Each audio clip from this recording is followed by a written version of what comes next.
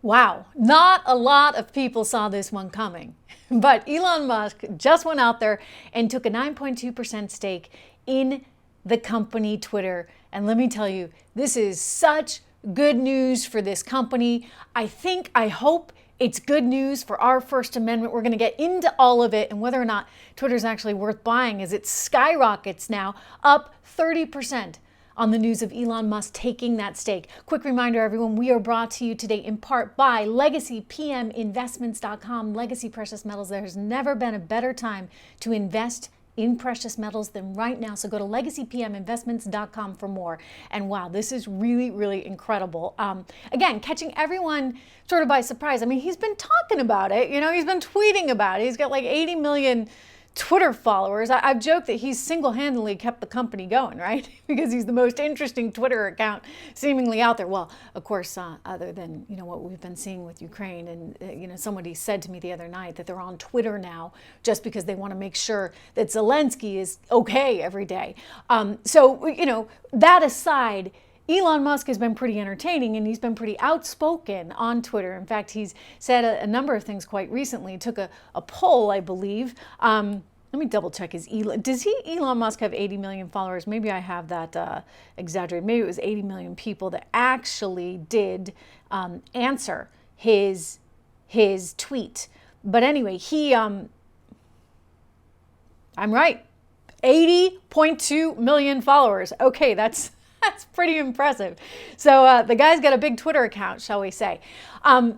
It's good news for the company because it had sort of been, I think in some ways, kind of left for dead. I mean, it hadn't figured out how to monetize its business in ways that were going to really help it going forward. It had grown users. I would say over the last 3 years, we saw an improvement in the user base. So that was good news. And it's certainly a sticky platform, but you have to be able to do something with all of that, right? So you have all these people there, you're growing the user base, but there's lots of competitors out there.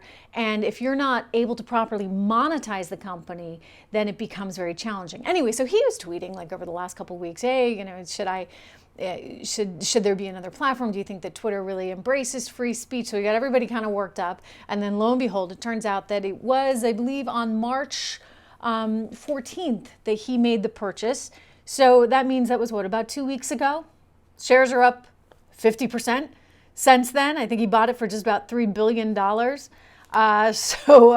He's made a pretty sum. The question is, does he continue to make money going forward? And my answer, my thought on that is yes. I mean, maybe not this week, maybe the stock settles down, but ultimately, if he can join the board, and I would think that he would want to join the board, and I would think that the board would actually want him on there, then he's going to have a hand in helping this company sort of figure out its strategy going forward, which means one, being all-encompassing in terms of bringing as many people to the platform as possible and allowing a lot of different viewpoints on that platform, which may mean, you know, getting a new tech team in, frankly, to adjust the algorithms so that you're not squashing things needlessly. And then the other thing is, once he's on the board, maybe he can think even about how the company incorporates, I don't know, say something like crypto in its future, right? He's a huge crypto enthusiast.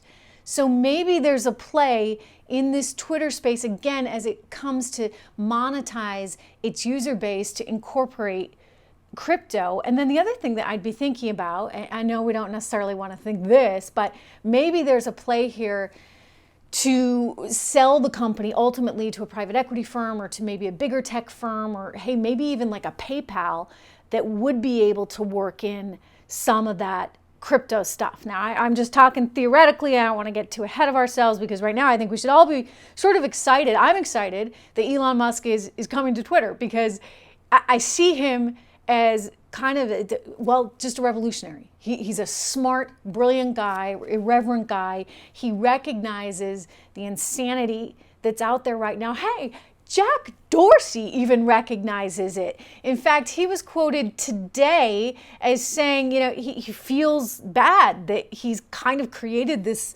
very single lane platform where like only one view is tolerated. So I think there's a real chance here to improve upon this. And look, I mean, my answer to bad speech is always more speech. You need people to be able to speak freely. And so if you can create that platform there with Twitter, then that's really going to be a very, very good thing. So, you know, ultimately, I think for shareholders, they should be looking at this and just rejoicing. As of course, they probably are, because the shares are up 30% right now. But long term, there may be some real upside in this company. You know, I mentioned sort of the inability for a lot of different voices to be heard. And it brings me to one of our sponsors of this program, which is AMAC. You know, they are doing what they can, everything they can, to make sure all voices are heard, especially conservative voices. I mean, it seems like a lot of voices, shall we say, are protected, but not when it comes to conservatives. And this is why AMAC is out there. The Association of Mature American Citizens is standing up for you, standing up for the future of America. Conservative voices there for mature Americans that believe in freedom and all the freedom-loving things that Americans so want and want to hold dear. There's 2.3 million members here that share your values, my values, and you know what? You get all kinds of great discounts, all that good stuff. So travel, hotel, cell phone plans, insurance plans. Just go to amac.us/Regan, my last name, Regan. You can sign up. It's only $16 a year, and you're going to get all this free stuff. So it's really, really worth doing. You'll make it back in a day. I'm so glad to be able to tell you about it. I really think it's something you should look at. So again, amac.us/Regan for your membership, and take a stand there for America. I want to get to oil because oil is continuing to move higher in today's market, and I don't think we've seen anything yet. I actually think that oil is going to get really, really high. We're looking at about $101, $102 per barrel right now, and that's in part, it's been eased because the president came out and said he was releasing the strategic petroleum reserve over the course of the next 6 months, which would be 180 million barrels that would be released into the oil supply. But I'm going to tell you this, it's not enough. It's not enough, and it's only 6 months, and we've got to figure out a better long-term solution here, because we can't be dependent on the likes of Russia. I'm sorry, but this is truly awful what we're witnessing right now. And what came out over the weekend is devastating, and you can look at it in many places. I don't even want to show you. It's just the kind of thing that makes you sick to your stomach, and you think, how can a nation be so horrible to its neighbors, so horrible to its brothers and sisters and cousins? And we see Russia. Russia is clearly capable of some pretty horrific, awful stuff. So let me reiterate, we don't want to be giving them any business. We don't want to be giving them any money, any trade whatsoever, in light of everything that we have learned. It's time for the United States of America to be completely self-reliant. That means natural gas can't be coming from Russia. By the way, not just us, the free world in general. All of Europe needs to say enough. Now, it's coming out, you know, in the last, 24 hours, we've heard more and more that we're looking towards greater sanctions. The U.S., both, and the Europeans together are looking to sanction more of Russia. But I just question why we haven't done this already. What are we waiting for? I mean, we should be doing everything we possibly can to give Ukraine the assistance it needs. And that means sanctions like Russia has never seen before. That means military equipment to aid the Ukrainians. That means intelligence gathering, helping them however we can. There's a lot we can do without actually finding ourselves in a situation that would be World War III. But we can't sit back and pretend that none of this is happening. We can't sit back and allow a monster like Vladimir Putin to do what we've seen him do.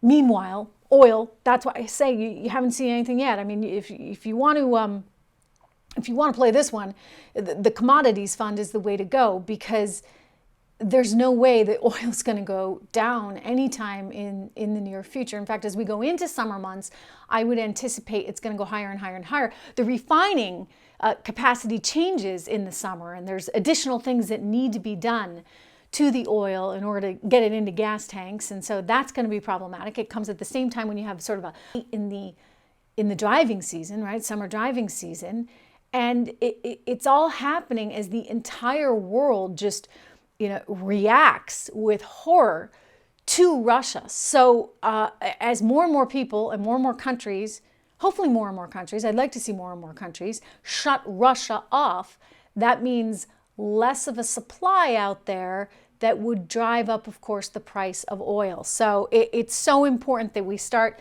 thinking strategically about how we fix this. And I'm sorry, I realize everybody wants these EVs. It's not going to happen tomorrow. And we need help tomorrow. We need help very much in the near future. So whatever can be done, we need to have some adults in the room in terms of our energy policy to think through this so that the American people are not paying the price with $9 at the gas pumps, because that's what we're going to be looking at.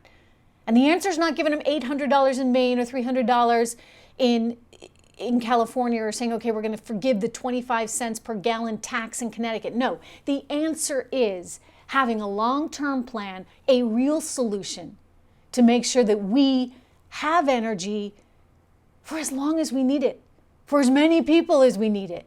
And that means a multi-pronged approach. I mean, I just can't believe the stupidity of this administration that wants to sit there and keep telling us about EV. You know why? Here's why. There's no leadership. Absolutely, positively no leadership. These people are all worried about getting reelected, and they've convinced the world that climate change is the biggest problem out there. So how are they supposed to turn around and say, well, actually, it turns out that Russia's the biggest problem out there, and now it's compounded by the fact that our lives are going to be harder as Americans because oil prices, nat gas prices, energy prices are all moving up and away. This is just one massive mess, and I hope there are some smarter heads that will prevail. Look, I think if not, we're very likely looking at a recession. I've told you that before. I think a recession is very much something that could be in the cards, only because you can't have $9 a gallon and not have some kind of effect. We're going to see, because we're coming into mid-April here, how this affects earnings. All the companies with their earnings reports are going to be coming out. We'll get a sense of whether or not the consumer really can withstand these higher energy prices. I don't think they can. I mean, look, I guess it's good because people are going back to work, and so maybe they have a little bit more money. You're seeing that reflected in the unemployment rate, which continues to drop, the number of jobs added, which was more than expected. Maybe people are going to have a little bit more cash on hand to pay for this higher oil, but look, I think there's a real risk that we're heading into a recession as a result of these higher energy prices. Not that I would trade it. I mean, I actually think that, you make choices in life, and you make choices as a country, and sometimes you just need to stand up for what is right. And standing up for Ukraine is the right thing to do. I want to get to legacy precious metals that I told you about in the beginning of the show, because with all the chaos in the world right now, you're probably saying, how do I manage this if I'm trying to think about my retirement? How do I hedge out all this inflation? And one of the very best ways to do this, time and time again, is gold. I mean, I have believed that for decades now, and I've been proven right. Now, it's not always perfect, right? There'll be times when maybe the market outperforms gold, but then when the market's down, that gold comes in pretty handy. And right now we're looking at nearly $2,000 an ounce there on gold. So this is an investment worth having. This is an investment worth holding. And my friends over at Legacy Precious Metals have been doing this for years, for about 40 years. It's a family-run business, and they can help you.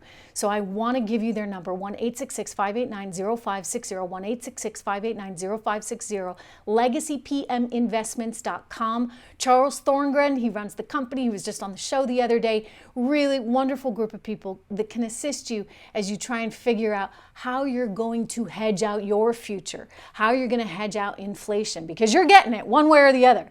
I mean, best case scenario, the Fed gets 2 to 3% a year, right? But right now we're looking at 6.7%, 7.9%. It's like sort of a dyslexic moment. 7.9%. In terms of inflation, I think it's going to get far worse than that. So give my friends at Legacy Precious Metals a call today. And don't forget to subscribe to the channel. Don't forget to subscribe to this show. Don't forget to give me a thumbs up. I can also see you over on Locals, trishregan.locals.com, or on my website, trishintel.com. And of course, I'll see you right back here again tomorrow.